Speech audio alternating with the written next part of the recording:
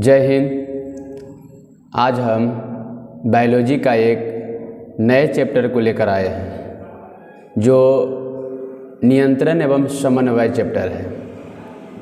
इससे जुड़े सभी ऑब्जेक्टिव क्वेश्चनों को आज हम हल कराएंगे और सॉल्यूशन करके देखेंगे कि कौन कौन सा क्वेश्चन आपके पेपर में ज़्यादा VVI क्वेश्चन बनता है जो पूछा जाता है। चलिए बढ़ते हैं आगे। सबसे पहले आपका क्वेश्चन है हार्मोन स्रावित होता है। हार्मोन स्रावित होता है तो कहाँ से होता है हार्मोन स्रावित? अंतःस्रावी ग्रंथि से, बहिःस्रावी ग्रंथि से, नलिका ग्रंथि से, इनमें से कोई नहीं। चलिए इसका आंसर क्या हो जाएगा? अंतःस्रावी ग्रंथि से। मतलब ऐसी ग्रंथि से हार्मोन स्रावित होती है जो अंतःस्रावी होती है, मतलब जो अंदर होती है शरीर से। चलिए उसके बाद अगला क्वेश्चन पर चलते हैं। अगला क्वेश्चन कर रहा है ग्वाइटर अथवा घेंघा पनपता है। ग्वाइटर अथवा घेंघा एक प्रकार का रोग है जो जिसको ग्वाइटर रोग या घेंघा रोग या गलकंठ रोग भी बोल सकते हैं, जो किसकी कमी से पनपता है? चीनी की कमी से, आयोडीन की कमी से, रक्त की कमी से, मोटापा से। तो इसका आंसर हो जाएगा आयोडीन की कमी से। ग्वाइटर रोग जो है आयोडीन की कमी से होती है जो गले में होती है। क्या कहाँ होती है? गले में होती है। चलिए अगले क्वेश्चन को देखते हैं। अगला क्वेश्चन है थायरॉक्सिन का स्रावन कहाँ होता है?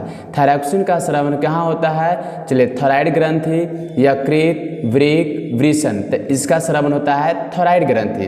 देखिए थायरॉक्सिन हार्मोन जो है हमारे शरीर में आयोडीन की मात्रा को नियंत्रित करती है। अगर किसी कारण हमारे शरीर में आयोडीन की मात्रा अगर कम जाती है तो ये थायराइड ग्रंथि जो होती है उसकी मात्रा को पूरा करने के लिए फैलना शुरू कर देता है, जिससे हमारे गले में सूजन आ जाती है और गला क्या हो जाती है? लटक जाती है, जिसे हम घेंघा या गलकंठ रोग भी कहते हैं। चलिए अगले क्वेश्चन पर चलते हैं। अगला क्वेश्चन है मानव में डायलिसिस थैली है। मानव में डायलिसिस थैली क्या है? नेफ्रॉन, न्यूरॉन, माइटोकॉन्ड्रिया, कोई नहीं। तो कौन है? नेफ्रॉन। नेफ्रॉन जो हमारे किडनी के अंदर पाया जाता है, जो रक्त को क्या करने का काम करता है? रक्त से अपशिष्ट पदार्थों को हटाने के काम करता है। चलिए अगला क्वेश्चन देखते हैं। भोजन का पाचन किस प्रकार की अभिक्रिया है? इसके अगले वीडियो में भी हम बताए थे भोजन का पाचन किस प्रकार की अभिक्रिया है। तो उपचयन, संयोजन, अपचयन, विस्थापन। चलिए देखा जाए उपचयन किस प्रकार की अभिक्रिया है? उपचयन है। चलिए अगला देखते हैं क्वेश्चन। कौन सा पादप नियंत्रक फल बेचने वालों द्वारा उपयोग किया जाता है? चलिए देखा जाए इसका आंसर एब्सिसिक अम्ल, जिब्रेलिन, इथाइलिन, ऑक्सिन। तो इसका आंसर हो जाएगा इथाइलिन। क्या हो जाएगा? इथाइलिन हो जाएगा। अगला क्वेश्चन देखते हैं। वह संरचना जो उद्दीपन की पहचान कराती है क्या कहलाती है? वह संरचना जो उद्दीपन की पहचान कराती है क्या कहलाती है? ग्राही, प्रभावक, उत्तरदायित्व, बेचैनी। तो चलिए देखा जाए ग्राही। क्या कहलाती है? ग्राही कहलाती है। अगला क्वेश्चन देखते हैं। निम्नलिखित में से कौन सी एक अंतःस्रावी और बाह्यस्रावी ग्रंथि दो प्रकार की होती है? चलिए देखा जाए अग्नाशय, थायराइड, पैराथायराइड, पिट्यूटरी। कौन सी है? तो अग्नाशय। ये बाह्यस्रावी ग्रंथि और अंतःस्रावी ग्रंथि दोनों है। चलिए अगला देखा जाए क्वेश्चन। कौन सी अंतःस्रावी ग्रंथि वृक्क के दोनों ओर ऊपर स्थित होता है? चलिए तो देखा जाए गोनेड्स, पिट्यूटरी, अग्नाशय, एड्रीनल। चलिए इसका आंसर हो जाएगा एड्रीनल। एड्रीनल जो होती है, जो एड्रीनल ग्रंथि होती है जो दोनों वृक्क के ऊपरी हिस्से पर उसके शीर्ष भाग पर क्या होती है? स्थित होती है। चलिए उसके बाद देखते हैं अगला क्वेश्चन। जीवों में ध्वनि ग्रहण करने के लिए संवेदी अंग क्या है? चलिए देखा जाए प्रकाशग्राही, घ्राणग्राही, श्रवणग्राही, स्पर्शग्राही। चलिए इसका आंसर हो जाएगा श्रवणग्राही। श्रवण मतलब आवाज़ ही होता है, श्रवणग्राही। चलिए उसके बाद वृक्क के ऊपर स्थित अंतःस्रावी ग्रंथि है। वृक्क के ऊपर स्थित अंतःस्रावी ग्रंथि है तो कौन सी ग्रंथि है? पीयूष ग्रंथि, पिनियल ग्रंथि, अधिवृक्क ग्रंथि। इनमें से नन ऑफ दीज, मतलब इनमें से कोई नहीं। इसका आंसर हो जाएगा अधिवृक्क ग्रंथि। कौन सी ग्रंथि? अधिवृक्क ग्रंथि। चलिए अगला क्वेश्चन देखते हैं। अधिकतर पादप नियंत्रक उत्पन्न होते हैं। तो क्या उत्पन्न होते हैं? बढ़ते तने के अग्रभाग पर, बढ़ती जड़ के अग्रभाग पर, फ्लोएम की संवहनी नलिकाएं पर, ए और बी दोनों। तो इसका आंसर हो जाएगा ए और बी दोनों, मतलब बढ़ते तने के अग्रभाग पर और बढ़ती जड़ के अग्रभाग पर, ये दोनों पर होता है।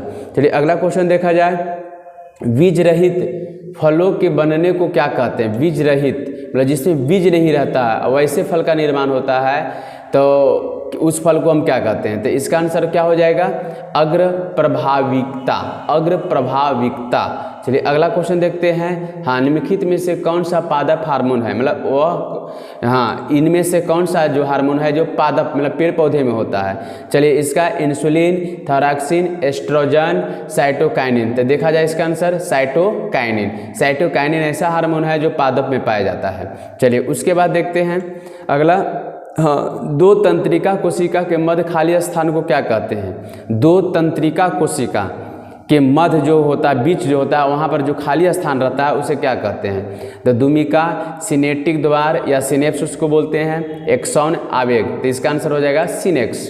क्या हो जाएगा? सिनेक्स या सिनेटिक द्वार भी कहते हैं, चलिए दरार भी कहते हैं। अगला क्वेश्चन है, हाँ मस्तिष्क उत्तरदायी है। मस्तिष्क किसके लिए उत्तरदायी है? सोचने के लिए, हृदय स्पंदन के लिए, शरीर का संतुलन बनाने के लिए, उपयुक्त सभी। तो इसका आंसर हो जाएगा सभी। मस्तिष्क सोचने के लिए भी काम करता है, हृदय स्पंदन के भी काम करता है, शरीर का संतुलन बनाने में भी काम करता है। सभी ये सभी काम किसका है? मस्तिष्क का है। चलिए उसके बाद देखते हैं अगला क्वेश्चन, बहुकोशिकीय जीवों में निम्न में से किस प्रकार का समन्वय पाया जाता है? बहुकोशिकीय मतलब वैसी जीव जो बहु कोशिकाओं से क्या है बनी होती है। चलिए देखा जाए इसका आंसर, रासायनिक समन्वय, तंत्रिका समन्वय, उपयुक्त में से दोनों, इनमें से कोई नहीं। तो इसका आंसर हो जाएगा उपयुक्त में से दोनों, रासायनिक और तंत्रिका समन्वय दोनों होता है। चलिए अगला देखा जाए क्वेश्चन, हाँ तंत्रिका कोशिकाएं कितने प्रकार की होती है? तंत्रिका कोशिकाएं कितने प्रकार की? 1 2 3 4। तो इसका आंसर हो जाएगा 3। कितने प्रकार की? 3 प्रकार की। अगला क्वेश्चन देखते हैं, प्रतिवर्ती चाप कहाँ बनते हैं? प्रतिवर्ती चाप कहाँ बनते हैं? तो मेरुरज्जु, मस्तिष्क, पेशीऊतक, इनमें से कोई नहीं। तो इसका आंसर हो जाएगा मेरुरज्जु। क्या बनते हैं? मेरुरज्जु।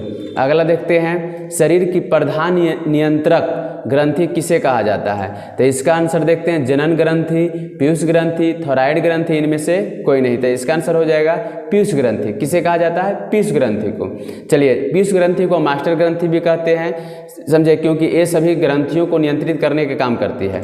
चलिए उसके बाद देखते हैं, अंतःस्रावी ग्रंथियाँ होती है। अंतःस्रावी ग्रंथियाँ होती है तो नली वाहिनी, नलिका वाहिनी, नलीयुक्त, नलिका युक्त, दोनों, इनमें से कोई नहीं। तो इसका आंसर हो जाएगा नलिका विहीन।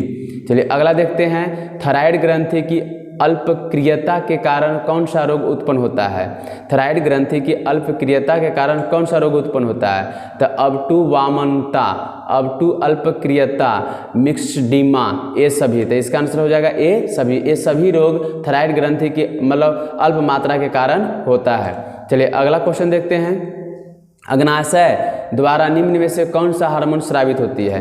तो अग्नाशय द्वारा इंसुलिन, ग्लूकागॉन, दोनों, इनमें से कोई नहीं। तो इसका आंसर हो जाएगा दोनों, मतलब ये दोनों हार्मोन कहाँ से निकलती है? अग्नाशय से निकलती है। इंसुलिन की कमी के कारण मधुमेह बीमारी होती है। चलिए उसके बाद अगला क्वेश्चन पर चलते हैं, पत्तियों का मुरझाना किस पादप हार्मोन के कारण संभव होता है? जो पत्ती, पेड़ पौधे की जो पत्ती मुरझा जाती है तो किस हार्मोन के कारण संभव होता है? चलिए देखा जाए, जिब्रेलिन, साइटोकाइनिन, एब्सिसिक अम्ल, इनमें से सभी। चलिए तो इसका आंसर क्या है? एबिसिसिक। चलिए उसके बाद आगे बढ़ते हैं, हाँ स्रावित होने वाले हार्मोन का समय और मात्रा किस क्रियाविधि द्वारा नियंत्रित की जाती है? स्रावित होने वाले हार्मोन का समय और मात्रा किस क्रियाविधि द्वारा नियंत्रित किए जाते हैं? चलिए श्रवण, परिशुद्धन, अनुक्रिया, पुनर्भरण। तो इसका आंसर हो जाएगा पुनर्भरण द्वारा। चलिए अगला देखते हैं, जड़ का अधोगामी वृद्धि है। चलिए इसका देखा जाए, प्रकाशानुवर्तन, गुरुत्वानुवर्तन, जलानुवर्तन, रसायनुवर्तन। चलिए इसका देखा जाए तो गुरुत्वानुवर्तन है।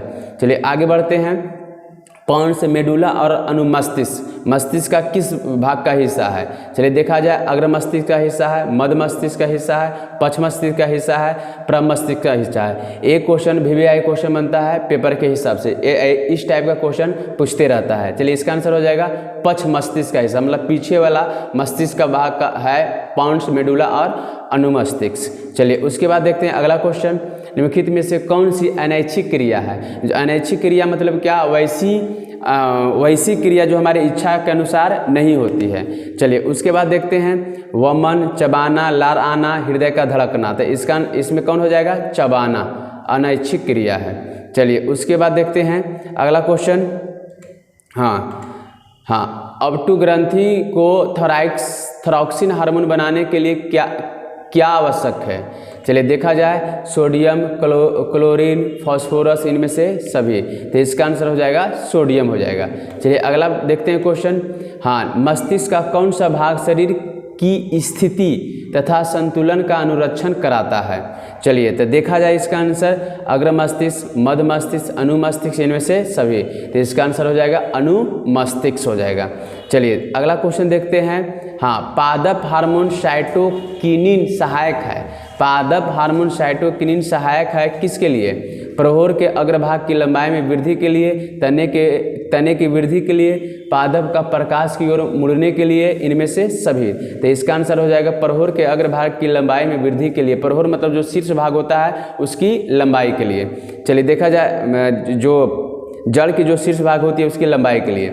चलिए उसके बाद देखते हैं, अनुकुंचन गति किस पौधे पर प्रमाणित की जाती है? अनुकुंचन गति छुई मुई पर, घृत कुमारी पर, कैंडुला पर, कैक्टस पर। चलिए देखा जाए इसका छुई मुई पर। किस पर? छुई मुई पर। अगला देखते हैं, वृक्क किस तंत्र का भाग है? मतलब वृक्क जो किडनी है जो किस तंत्र का भाग है? पाचन तंत्र का, परिसंचरण तंत्र का, उत्सर्जन तंत्र का, श्वसन तंत्र का। तो इसका आंसर हो जाएगा उत्सर्जन तंत्र का हो जाएगा। चलिए अगला क्वेश्चन देखते हैं। हाँ, इंसुलिन की कमी के कारण कौन सा रोग होता है? अभी तुरंत बताए थे इंसुलिन की कमी के कारण कौन सा रोग होता है। पेपर के हिसाब से एक क्वेश्चन क्या है? VVI क्वेश्चन, इस पर फोकस करने की जरूरत है। एड्स, बेरी, घेंघा, मधुमेह। चलिए इसका आंसर हो जाएगा मधुमेह, जिसे हम डायबिटीज भी बोलते हैं, चिनिया रोग भी बोलते हैं। चलिए आगे बढ़ते हैं। हाँ, खोपड़ी के अग्र सिरे पर स्थित न्यूरॉन को शरीर के विभिन्न भागों से प्राप्त होता है। चलिए, जल, खून, संकेत, वायु। चलिए तो देखा जाए, संकेत मतलब खोपड़ी के अग्र सिरे पर, मतलब खोपड़ी तक हमारे शरीर के विभिन्न हिस्सों से न्यूरॉन क्या पहुंचाता है? तो संकेत मतलब सूचना पहुंचाता है। न्यूरॉन का काम होता है कि हमारे शरीर में कोई भी घटना अगर घटित होती है तो उसकी सूचना मस्तिष्क को पहुंचाने का काम कौन करता है? न्यूरॉन करता है। चलिए उसके बाद देखते हैं। हाँ, अब ग्रंथि को थायरॉक्सिन हार्मोन बनाने के लिए आवश्यक क्या है? चलिए देखा जाए, लोहा, वसा, प्रोटीन, आयोडीन। तो इसका आंसर हो जाएगा आयोडीन हो जाएगा। चलिए अगला क्वेश्चन देखते हैं। अगला है, लीडिंग कोशिकाएं कहाँ मिलती है? तो देखा जाए, वृषण में, पीयूष ग्रंथि में, अंडाशय में, परावर्तु ग्रंथि में। तो इसका आंसर हो जाएगा वृषण में। चलिए आगे देखते हैं। ऑक्सिन पादप हार्मोन पौधे के किस क्रिया में सहायता करता है? चलिए देखा जाए, वृद्धि में, श्वसन में, भोजन में, जनन में। तो देखा जाए वृद्धि में, मतलब वृद्धि में ऑक्सिन पादप हार्मोन पौधों के मतलब क्या सहायक करता है। चलिए अगला क्वेश्चन देखते हैं। एस्ट्रोजन, प्रोजेस्टेरॉन और रिलैक्सिन हार्मोन स्रावित होते हैं कहाँ से? अंडाशय से, वृषण से, एड्रिनल ग्रंथि से, अग्नाशय से। तो इसका आंसर हो जाएगा अंडाशय से। अंडाशय जो है, जो स्त्री जननांग का भाग है। अंडाशय, स्त्री में जननांग जो होती है अंडाशय हो जाती है, अंडवाहिनी नली हो जाती है, फिर गर्भाशय हो जाती है, योनि हो जाती है, ग्रीवा होता है। ये सभी भाग स्त्री जननांग का भाग होता है। तो उसी में से अंडाशय से एस्ट्रोजन, प्रोजेस्टेरॉन और रिलैक्सिन हार्मोन क्या होती है? स्रावित होती है। चलिए आगे बढ़ते हैं। हाँ, इनमें से कौन सा मादा जनन हार्मोन है? मादा जनन हार्मोन है। तो प्रोजेस्टेरॉन, एस्ट्रोजन, एस्ट्रेडियोल, इनमें से सभी। तो इसका आंसर हो जाएगा इनमें से सभी हो जाएगा। इसका आंसर क्या हो जाएगा? इनमें से सभी। चलिए आगे बढ़ते हैं। अगला क्वेश्चन देखते हैं। इनमें कौन फल पकाने के लिए उपयुक्त होते हैं? चलिए तो इनमें से देखते हैं, ऑक्जिन, जिब्रेलिन्स, एथिलीन, साइटोकाइनिन। तो इसका आंसर हो जाएगा जिब्रेलिन्स। चलिए आगे बढ़ते हैं। हाँ, बीज रहित पौधे के उत्पादन में ये सहायक होते हैं। तो कौन सहायक होते हैं? साइटोकाइनिन, ऑक्जिन, जिब्रेलिन्स, ऑक्जिन एवं जिब्रेलिन्स दोनों। तो इसका आंसर क्या हो जाएगा? ऑक्जिन एवं जिब्रेलिन्स दोनों। चलिए, इस प्रकार से हम और वीडियो लाते रहेंगे और बायोलॉजी से, केमिस्ट्री से, जितना भी 10th का ऑब्जेक्टिव क्वेश्चन है, VVI क्वेश्चनों को हम आपके सामने लाते रहेंगे।